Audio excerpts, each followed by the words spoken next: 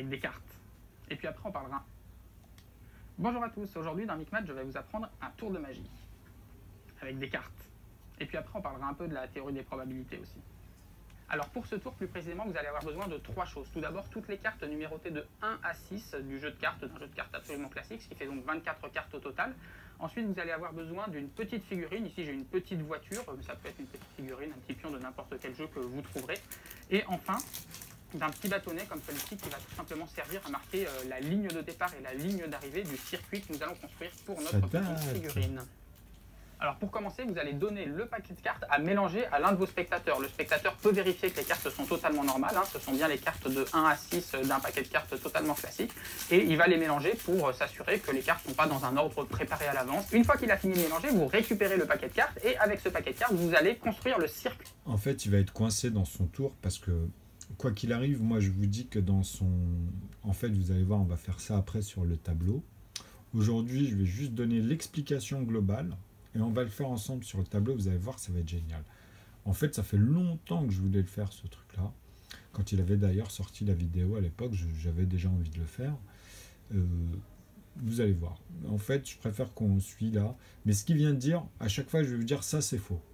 Et je vais vous faire comprendre pourquoi. D'ailleurs, même lui, il ne s'en rend même pas compte. Vous allez voir. C'est pour ça qu'il faut de la maîtrise. Il faut vraiment de la maîtrise. Puis automobile sur lequel va évoluer la petite voiture. Mais la totale, parce que la maîtrise a plein de niveaux. Et là, je vous dis, il faut vraiment maîtriser totalement l'analogie complète, la structure, après pouvoir le modifier même. Vous comprenez, vous montrez toutes les variantes. Regardez, vous allez voir, c'est magique. Mais c'est mathématique avant tout. Parce que si vous regardez bien, vous allez voir chaque détail, on va le voir ensemble.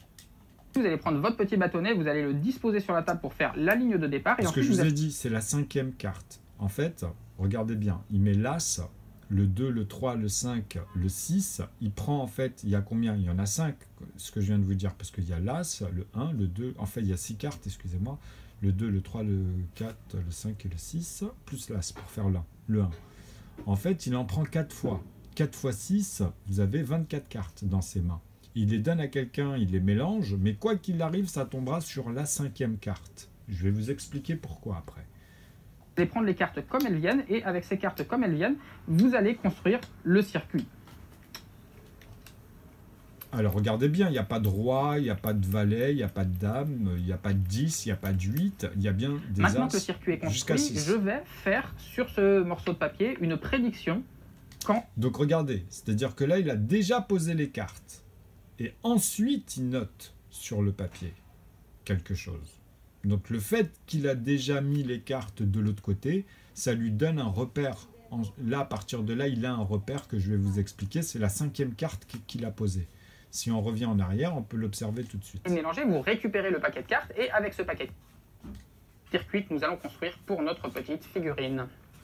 Alors pour commencer, vous allez donner le paquet de cartes à mélanger à l'un de vos spectateurs. Le spectateur peut vérifier que les cartes sont totalement normales, ce sont bien les cartes de 1 à 6 d'un paquet de cartes totalement classique, et il va les mélanger pour s'assurer que les cartes ne sont pas dans un ordre préparé à l'avance. Une fois qu'il a fini de mélanger, vous récupérez le paquet de cartes, et avec ce paquet de cartes, vous allez construire le circuit automobile sur lequel va évoluer la petite voiture. Pour ceci, vous allez prendre votre petit bâtonnet, vous allez le disposer sur la table pour faire la ligne de départ, et ensuite vous allez prendre les cartes comme elles viennent, et avec ces cartes comme elles viennent, vous allez construire le circuit. De la gueule du monde, nanani, nanana, mais tu vas voir, au bout du compte, ils vont regretter tous ces blaireaux toutes les fois où je les ai sollicités, ils m'ont plagié sur des petites choses. De merde. Maintenant que le circuit est construit, je vais faire sur ce morceau de papier une prédiction quant à la carte sur laquelle va tomber la petite voiture quand elle aura terminé son circuit. Alors cette prédiction, je ne vous la montre pas tout de suite, mais évidemment tout à l'heure quand je vous expliquerai le tour, je vous expliquerai comment j'ai fait cette prédiction. Mais quand même, il a des petites choses qu'il a évoluées. Voilà, la prédiction est faite, je la plie pour que personne ne puisse la voir, et je la mets au milieu de la table, on n'y touche pas jusqu'à la fin du tour. Bien, maintenant je vous explique comment ça va se passer. La petite voiture va commencer son trajet sur l'une des 6 premières cartes du trajet. C'est le 4 de cœur.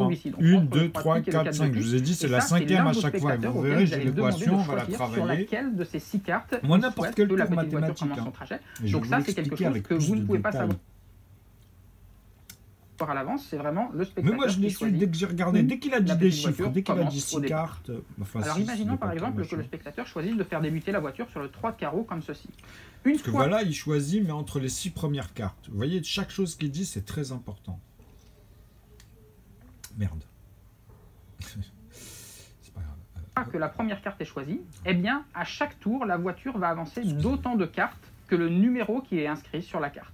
Par exemple, ici, on est sur le 3 de carreau, donc on va avancer de 3 cartes. Et la petite voiture va faire 1, 2, 3. Donc il a On se posé trouve là, maintenant donc sur un il est 4, le obligé 4 de cœur, de donc on va faire 1, 2, 3, 4.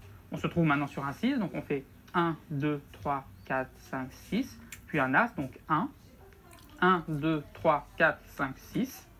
1, 2, et enfin 1, 2, 3, 4, 5. La voiture a maintenant franchi la ligne d'arrivée, donc la voiture s'arrête ici, et elle s'arrête ici sur le 4 de cœur. Et c'est le moment maintenant de regarder la prédiction que j'avais faite tout à l'heure. Il s'agit bien du 4 de cœur. Et évidemment, je vous rappelle que je ne savais pas au moment où j'ai fait la prédiction la case d'où la petite voiture allait partir, donc je ne pouvais pas savoir à l'avance. C'est faux. Là, il fait croire que quand il a noté le 4 de cœur, il ne le savait pas. C'est faux. Il a regardé, je vous ai dit, il a déjà détourné les cartes. Là, c'est pas possible, c'est de la télépathie, ou je sais pas, tu vois, mais laisse tomber. Ce qu'il vient de dire là, c'est une connerie. Quel allait être son trajet? Bien, alors la question que vous vous posez tous évidemment maintenant, c'est... Par contre, oui, le trajet aussi, même nous, on va tout voir. On va voir même si avec plein de voitures, regardez. Au lieu de prendre une seule petite voiture au départ, on en prend 6. Regardez ce qui se passe. Ah bah ça, c'est de l'analogie, en fait. Là, en fait, il prend 6 pour démontrer que, vu qu'il a dit dans les 6 cases, dans les 6 premières, bah, quoi qu'il arrive, dans les 6 premières 4, il va y avoir une voiture. Mais toi, t'es pas bête, tu vas dire, là où il y en a 3, bah, elle va rejoindre l'autre. Là, tu vois, à un moment donné, elles vont se rejoindre. Mais elles vont toutes aller à la même zone, parce que c'est une formule. Les 6 trajets possibles qu'aurait pu faire notre petite voiture si on avait choisi une autre carte. C'est des multiples de 3 là que tu utilises. utilises. 3 de pique ici, c'est le cas de la voiture jaune. Eh bien, la voiture jaune, au début, elle aurait fait 1, 2, 3. Elle se serait retrouvée sur le 5 de pique. C'est une toute petite partie de multiple de 3, mais avec ça, la voiture violette. Donc, ce qui se passe, c'est qu'à partir de ce moment-là, eh bien, les voitures jaunes et violettes vont suivre exactement le même chemin. Le coup d'après, elles vont toutes les deux faire 1, 2, 3, 4, 5. Et donc, je suis absolument sûr tu vois, celle-ci, vu qu'elle a 3, va tomber sur l'orange. Celle-ci, elle va faire ça. Après, elle va faire 5, mais elle va rejoindre les autres. Que l'on parte au début du 3 de pique ou du 5 de pique, eh bien, le résultat sera le même. Regardons ce qui se passe si on regarde les autres petites voitures. Par exemple, ici, celle qui était sur le 3 de carreau. Nous, on va faire mieux. Vous allez voir que, par exemple, nous, on va faire mieux. On va prendre les 24 cartes, parce qu'il y en a 24. Si c'est 6, 12, il y en a 4. Sinon, on les comptera pour avoir exactement le même nombre de cartes. C'est très important. Donc, ensuite, bah, on le fera avec une voiture, ou non, on le fera avec l'ensemble pour observer, même quand c'est qu'une seule voiture finalement. Mais nous, chaque voiture, on va lui donner le nombre. En fait, c'est comme si, par exemple, si une allait poser sur le 3, bah, on va lui donner le 3. Elle sera voiture numéro 3. Si elle tombe sur le numéro 5, on lui dira voiture numéro 5. Si c'est sur le 1, là, ben, on lui dira voiture numéro 1. Et vous comprendrez pourquoi, parce que même quand on met 2 chiffres, puisque là il y en a 2 de plus, puisque regardez, il y a 4 paquets où il y a à chaque fois 4 As, donc 4-1, 4-2, 4-3, 4-4, 4-5, 4-6. Tu vois, donc 4 fois les 6 cartes. Donc ça veut dire 24 cartes. Mais moi je vous dis qu'il y a 6 éléments en plus qui portent des nombres. Comme ça en équation, on voit même par rapport à leur constitution que ça rentre dans ce cadre, avec toutes les possibilités. C'est-à-dire peu importe, après tu comprendras justement le fait qu'on en a figé par rapport au nombre, parce que ça reviendra au même. Vu qu'on l'a donné aux voitures, on va le voir déjà dans les nombres. C'est comme si on prenait même les éléments et qu'on les faisait travailler entre eux, mais entre les cartes. Tu vois ? Et on va voir si elles arrivent à tous se regrouper dans une analogie propre, par exemple. Donc les nombres par rapport à une somme totale qui va être réglée par rapport à celle de base qui sera ici. Ok ? Parce qu'à chaque fois ici, ça sera différent. Donc même ça, on pourra l'observer. Vous allez comprendre que en fait, après ça, on peut l'utiliser dans une entreprise. On peut l'utiliser pour faire des cadeaux aux clients. On peut l'utiliser pour la manière dont on s'organise. On peut l'utiliser, et ça existe déjà en fait, sur pas mal de choses, sur pas mal d'observations. Ok ? Que ce soit d'ailleurs des tables de multiplication ou même autre chose. Mais de toute façon, on les applique, tu vois. Et c'est là où il n'y a rien de magique. Il faut simplement reproduire ce que l'autre y fait exactement. Regardez les chiffres. Là, il n'y a pas de valet, que ce soit les mêmes quarts. Tous les trucs doivent être respectés. Parce que l'analogie et la disposition, ça, on le retrouve par groupe de paquets, même dans l'équation, en fait. 3. on se retrouve sur la même carte que la voiture Vous orange. verrez, Donc la rouge c'est et la très orange de la même façon. Parce que moi, je pourrais mettre n'importe quel chiffre au hasard dans l'ordre, tu vois, puisque je vous dis, tu vois, on peut le poser même nous comme ça, de manière désordonnée quand on en parle, tu vois, ou de manière ordonnée, on voit quoi qu'il arrive. Ou à l'envers, mais ce sera toujours le cinquième élément, en fait, si c'est le 6, ça sera le 6, tu vois, peu importe. Puisque même les cartes entre elles, vous pourriez les ranger avec cette analogie en plus. Parce que les cartes, elles se rejoignent, elles se regroupent, elles refont un paquet, et à la fin, retomberont toutes sur le 4. Si on le faisait même comme ça, on pourrait le faire, tu vois. Trouveront forcément. Donc même pour ranger, ou pour des portes avec Sherlock Holmes, parce qu'il avait fait un truc avec les portes et Sherlock Holmes, et en fait, vous verrez que quand vous vous déplacez vis-à-vis des mouvements et le timing, sur le moment même, si on y est, quelqu'un qui sait se défendre, on va dire, pourrait tout de suite prendre des raccourcis et aller là où il faut. Ok ? Parce qu'il y a un timing, toi tu connais tout ça, donc dans ta tête, ton environnement, tu le vois plus pareil, tu t'organises plus pareil dedans, avec les nombres, avec tout ce que tu as l'habitude d'observer. Parce que tu deviens vraiment logicien, c'est ce qu'on appelle des logiciens, des gens cartésiens, et j'en fais partie parce que j'ai beaucoup appris comme ça aussi. Même endroit. Maintenant, si on regarde la verte, mais c'est grâce aux maths, c'est observer. on avance de 1 puisqu'on est sur l'as, mais on se retrouve sur le 5 de pique. Et le 5 de pique, on a déjà dit qu'ensuite, si on continue, on fait 1, 2, 3, 4, 5, et bien c'est la même que les voitures jaunes et violettes. On reprend les voitures rouges et oranges, ça fait 4, 1, 2, 3, 4, et là, les voitures rouges et oranges se retrouvent sur la même carte que la jaune, la violette et la verte. Par contre, la donc, bleue ciel, elle va être un peu plus longue. Parce que, en fait, vous voyez qu'elle est au bout. Elle est au 6. Donc, forcément. Regardons maintenant la bleue claire. Bon, après, ça dépend sur quoi elle tombe. 1, 2, 3, 4. Mais elle a déjà 5 cases. On reprend les 5 qui sont là. Elles font 1, 2, 3, 4, 5, 6. Elles se retrouvent sur l'as ici. Puis celle-ci, 1, 2, 3, 4. Puis celle-ci, toujours 1, 2, 3. Celle-ci qui est sur l'as avance de 1 et se retrouve ici sur le 6 de trèfle. Puis encore 6, 1, 2, 3, 4, 5, 6 pour toujours ceux qui sur sont en arrière. Ici. Tu vois, en plus, il fait toujours 1, dans 2, un ordre. Le dernier. As, puis 1, 2, 3, puis As. L'avant-dernier. Celle-ci qui était sur le 2 fait le dernier, 1, 2. Et là, vous voyez que juste avant de passer la ligne d'arrivée, eh bien, toutes les petites voitures se retrouvent exactement sur la même carte. Ce qui fait qu'au moment de franchir la ligne d'arrivée, il leur reste 5 à faire. 1, 2, 3, 4, 5. Et elle se retrouve sur le 4 de cœur. Donc il peut vérifier une fois qu'il les pose. Tu vois, il peut même tout vérifier. Regardez ce qu'il va dire lui. En fait, il vérifie. Il ne fait pas l'analogie avec l'équation. Bien, alors maintenant, la question que vous posez certainement, c'est ok, toutes les petites voitures arrivent sur la même carte qui est le 4 de cœur. Mais comment j'ai fait, moi, pour savoir à l'avance, avant même de faire le trajet de la voiture, que la carte sur laquelle allait arriver la voiture, c'était bien le 4 de cœur. Mais en réalité, la réponse, elle est assez simple, c'est que je l'ai calculé au moment où je distribuais les cartes pour former le circuit. Au moment où j'ai construit le circuit, eh bien, j'ai calculé virtuellement sur quelle carte arriverait une petite voiture qui partirait de la première carte, en l'occurrence ici, du 3 de pique. Qu'est-ce que j'ai fait en distribuant les cartes? Eh bien, j'ai vu que la première carte que je posais, c'était un 3 de pique, et puis en égrénant les cartes suivantes, eh bien, j'ai égrené 1, 2, 3. Et là, je vois que j'arrive sur un 5, et donc ensuite, j'ai compté 1, 2, 3, 4, 5 dans ma tête, puis j'ai vu que j'arrivais à ce moment-là sur un 6, etc. Lui, donc, il a pris la première carte et il a fait le tour. Eh bien, j'ai virtuellement fait le parcours de la petite voiture qui partait de la première carte. C'est-à-dire quand il a fini de distribuer le tour, tu peux voir avec la dernière carte, le 5, là où ça tombe en fait. Je pouvais être sûr et certain que tous les chemins des petites voitures allaient bien se rassembler sur une seule carte, puisque je vous rappelle que le jeu de cartes a été mélangé au début par le spectateur. Donc je ne pouvais pas savoir que les cartes allaient se retrouver dans cet ordre-là. Le chemin suivi par les petites voitures aurait pu être totalement différent. Eh bien, c'est là qu'intervient la théorie des probabilités, c'est-à-dire que c'est une question de chance, une question de statistique.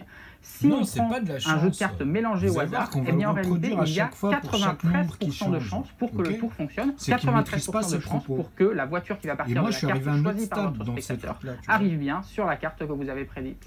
Alors vous pouvez toujours penser que 93% c'est pas assez, ça fait toujours environ une chance sur 14 de se tromper, mais si vous voulez augmenter vos chances de réussir, vous pouvez inventer quelques petites variantes du jeu en prenant par exemple des cartes différentes. Si au lieu de prendre des cartes qui sont numérotées de 1 à 6 et puis chaque numéro qui apparaît 4 fois, comme c'est le cas dans un jeu de cartes classique, vous pouvez fabriquer par exemple vos propres cartes et faire par exemple des cartes qui sont numérotées uniquement de 1 à 5 et chaque carte apparaît 5 fois, ce qui vous fait 25 cartes. Et avec un jeu comme celui-ci, eh bien, vos chances de gagner vont augmenter. Et si ça vous intéresse d'étudier ça un petit peu plus précisément et de regarder quelles sont les probabilités en fonction des cartes que vous choisissez dans votre jeu de départ, eh bien j'ai codé un petit programme que je vais vous mettre dans la description de la vidéo, il est sur mon site web, vous allez pouvoir y aller. Vous lui dites tout simplement quel est le jeu de cartes que vous choisissez, si par exemple vous avez 20 cartes qui sont numérotées toutes de 1 à 5, etc.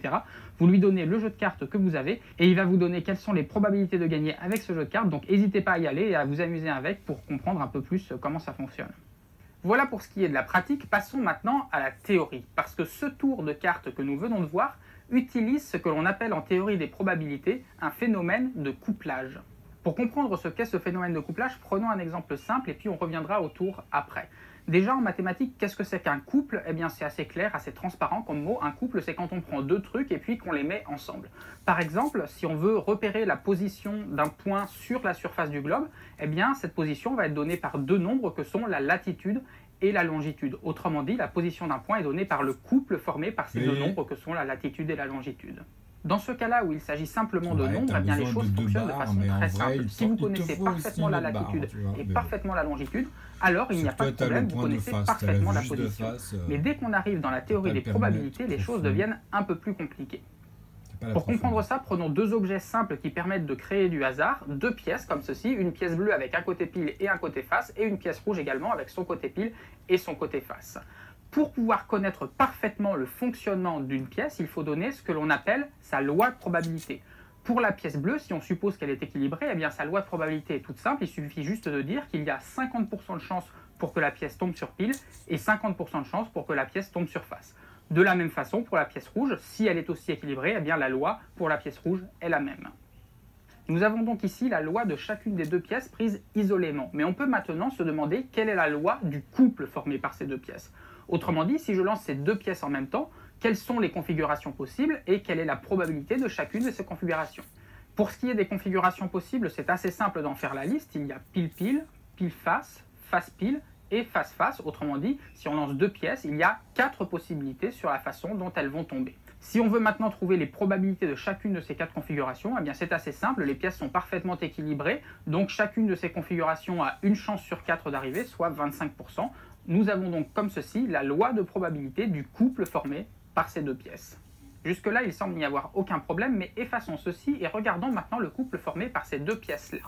Ces deux pièces-là, il y en a toujours une bleue et une rouge, et elles ont toujours chacune un côté pile et un côté face. La différence maintenant, c'est que les deux pièces sont reliées par une barre qui les relie comme ceci, de telle sorte que quand on lance les deux pièces en même temps, eh bien si la rouge tombe sur pile, automatiquement la bleue tombe sur pile également, et si la rouge tombe sur face, eh bien la bleue tombe aussi sur face.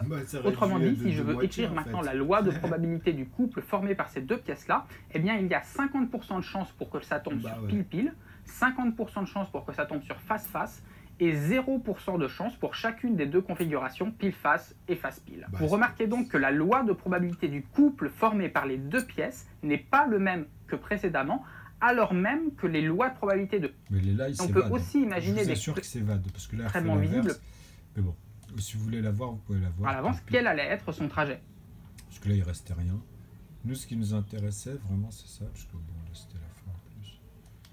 Couplage n'est pas si évident que ça, eh bien on a plutôt tendance à s'imaginer que les deux phénomènes aléatoires sont indépendants, autrement dit qu'il n'y a pas de lien spécifiquement entre les deux, comme par exemple c'est le cas pour les deux premières pièces qui ne sont pas reliées.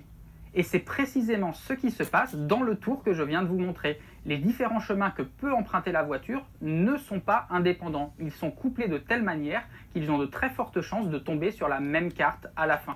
Mais non, puisqu'en fait, ce qu'il oublie de vous dire, c'est que dans les cartes, il y a toutes les manières dont elles peuvent être mises. C'est-à-dire que, par exemple, si je mélange à chaque fois, ben, je peux mettre toutes les manières. Je peux le mettre mathématiquement, je te dis, voilà, parce qu'on a les as, on a les couleurs, on a les formes, on a tout. Et alors même, on peut mettre des tâches pour vraiment que vous vous rendez compte qu'on peut faire toutes les combinaisons. Et même les installer directement pour vérifier. Ok ? Donc c'est ça qu'on va voir la prochaine fois, on va expliquer tout ça avec des bases.